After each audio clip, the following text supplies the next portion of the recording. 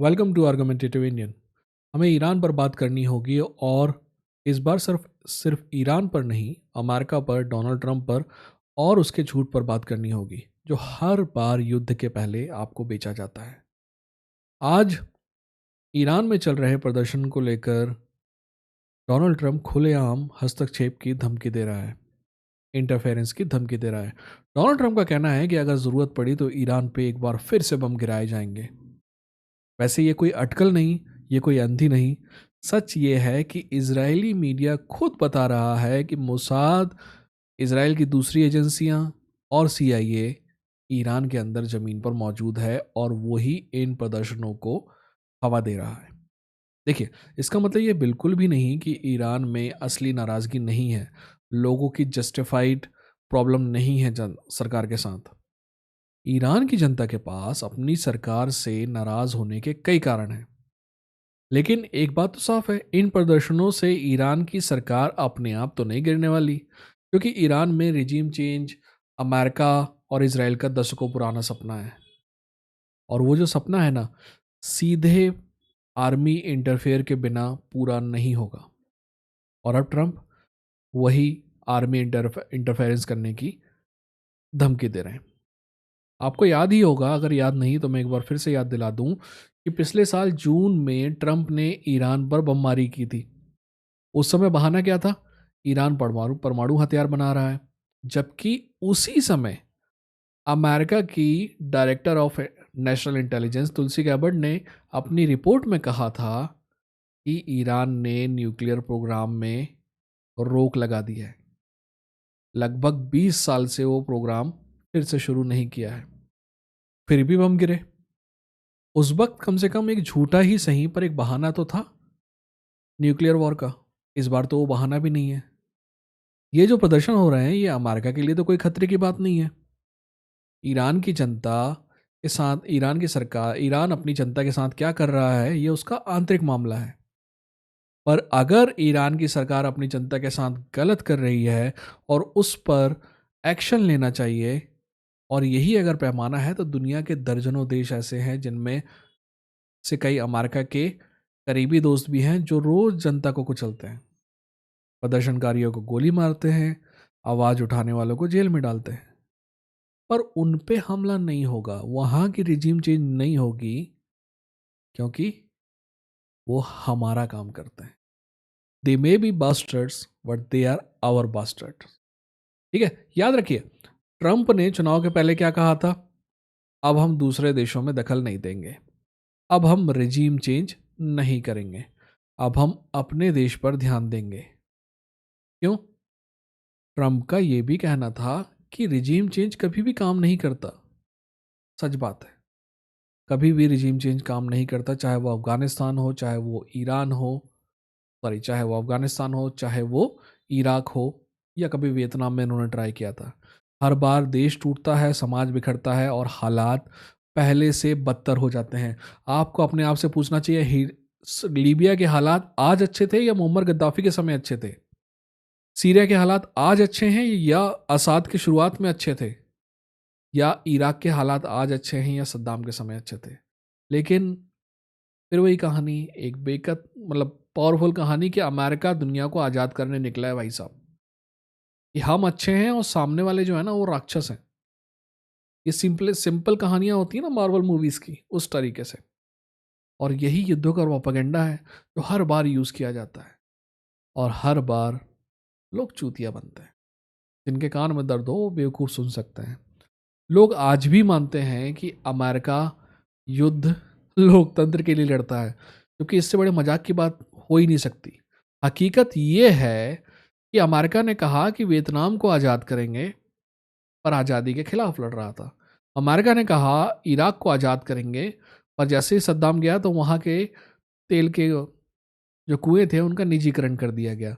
जैसे ही कहा कि लीबिया को आज़ाद करेंगे, गद्दाफी गया, वहाँ पे अलकायदा है। अब अफगानिस्तान को आज़ाद करेंगे, क्या हुआ? आज वहीं पे वापस से तालिबान है। और आजकल तालिबान से अमेरिका के रिश्ते बुरे नहीं है। कभी आपको तालिबान की बुराई सुनाई नहीं देगी अमेरिकन मीडिया में आजकल।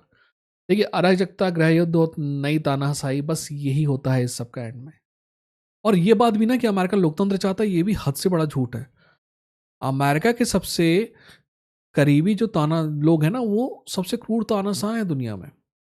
ये इनको सिर्फ अमेरिका सहन नहीं करता, बल्कि इनको पैसा भी देता है, हथियार भी देता है, खुफिया मदद भी देता है, और दुनिया भर के मीडिया के सामने इनको कवर भी देता है। ये तय करता है कि ये सत्ता में बने रहें। परवेज मुशर्रफ जब तक अमेरिका का काम के थे, तब तक उनसे काम लिया गया। जब उनकी क्रेडिबिलिटी खत्म हो गई तो उन्हें निपटा दिया गया। जितने अमेरिका ने डिक्टेटर हटाए हैं ना, उससे कहीं ज़्यादा लोकतंत्र की सरकारें गिराई हैं। आप ईरान की ही बात कर लीजिए। ईरान में मोसादेक लोकतांत्रिक तरीके से चुने हुए नेता थे, जिनका तख्तापलट अमेरिका और अमेरिका के दोस्तों ने किया, और उसके बदले में तानाशाह बिठाया। यह नहीं किया कि तानाशाह गिरा के लोकतंत्र बिठाया, लोकतंत्र हटा के तानाशाह बिठाया।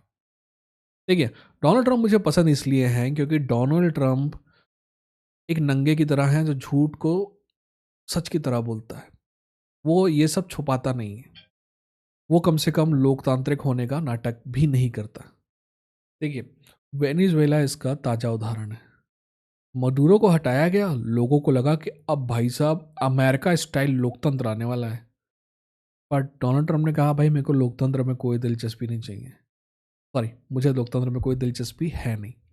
मुझे बस चाहिए कि सरकार अमेरिका के हिसाब से चले, हमको ऑयल दे, और उसके बदले में हम जो उसको टुकड़े दे रहे हैं वो ले और खुश रहे।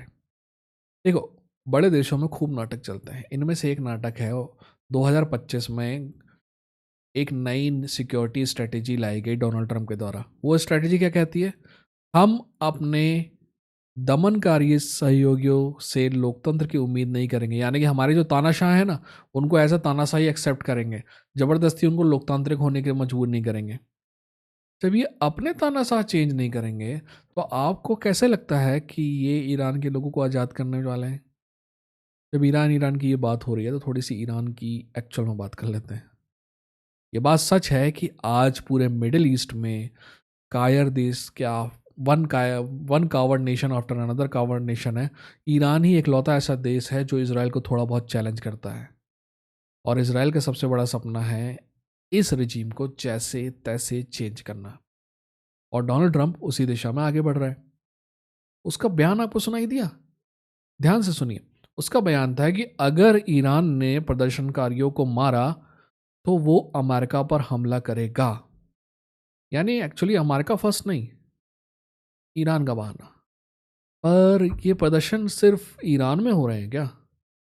पाकिस्तान में भी हो रहे हैं, बट वहाँ पे फ्रेंडली गवर्नमेंट उसको रहने देते हैं।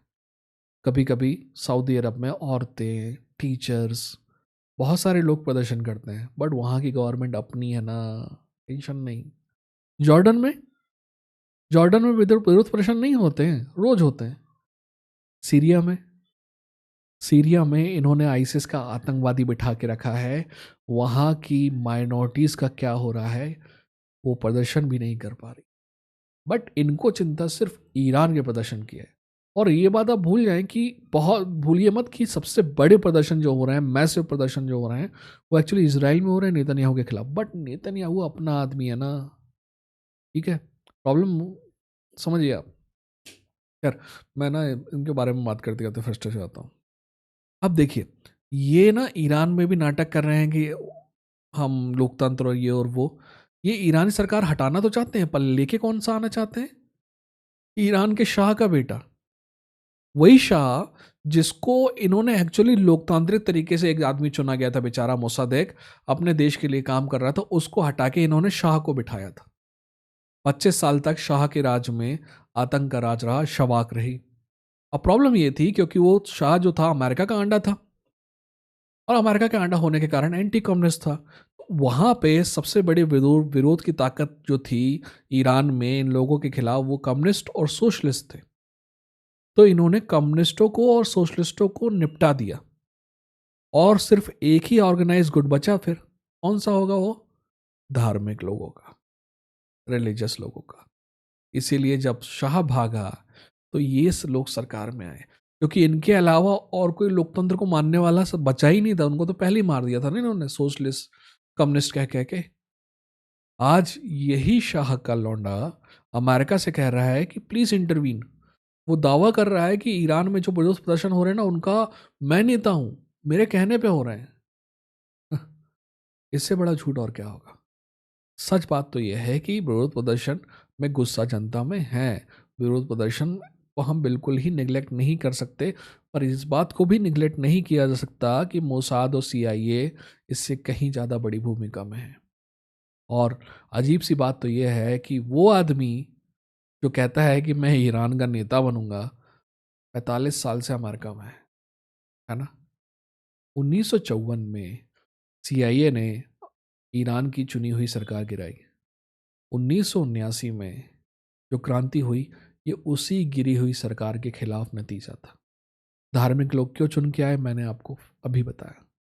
देखिए, आज दुनिया में कई हिस्सों में अमेरिका के खिलाफ गुस्सा है, और फिर भी हम एक गलती फिर से दोहरा रहे हैं, और वो ये क्योंकि हमारा मीडिया कॉपी करता है अंग्रेजी मीडिया को, तो वो भी कभी कभी कह देता है कि अमेरिका ईरान को आज़ाद कराने जा रहा है। ये बात ना, बच्चों को जो कहानियाँ बताई जाती है ना, वो इस सब बात से ज़्यादा सच है। फिल्में जो बनती हैं ना हमारे यहाँ, वो भी विश्वास करने लायक हो सकती हैं, बट अमेरिका लोकतंत्र पसंद करता है, ये तो मजाक ही है। हाँ, लोकतंत्र अगर ऐसा नेता चुन के दे जो उनको पसंद है, तो वो बहुत अच्छी बात है। भारत में क्योंकि ये सब तख्ता पलट करके आर्मी नहीं बिठा सकते ना, तो अगर मैं उनकी जगह होता, और मैं इस ऐसा सोच समझ के बोल रहा हूँ, तो फिर ये ऐसी सरकारें बिठाया करते जो उनके पक्ष में। खैर, अमेरिका ऐसे शासक चाहता है जो उसके इशारों पर चले और इसराइल को चुनौती ना दे मिडिल ईस्ट में। अगर आप ईमानदारी से कहें, कम से कम अमेरिका अगर ईमानदारी से कहे कि भाई हमको तानाशाही चाहिए, तो कम से कम ये तो रहेगा ना कि यार, ये आदमी हरामी हो सकता है पर झूठ नहीं बोल रहा। हजारों बातें इस पूरे चीज़ों के बारे में सच हो सकती हैं, पर एक बात बिल्कुल भी सच नहीं है, वो ये कि अमेरिका के ईरान में इंटरवेंशन से ईरान की जनता का कोई लेना देना है। पर ये होगा उन्हीं के नाम पे, क्योंकि वो ईजी है। खैर, आप इजी काम कीजिए, सब्सक्राइब करके बेल आइकन को क्लिक करिए। मिलते हैं अगली वीडियो के साथ, तब तक अपना ध्यान रखिए। ठीक है।